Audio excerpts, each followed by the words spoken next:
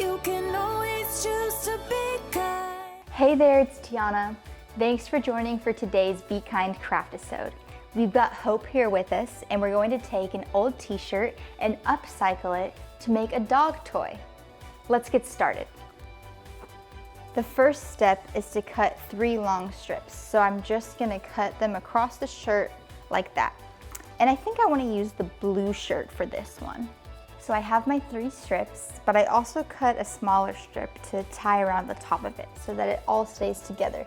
So I'm gonna bunch it up and tie this around it.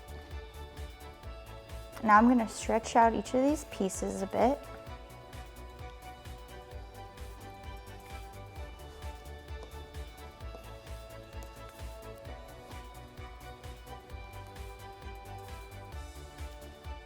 And I'm gonna take that last piece and tie that around.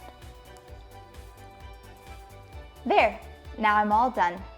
Let's go try it out with my dog, Ellie. What do you think, Ellie?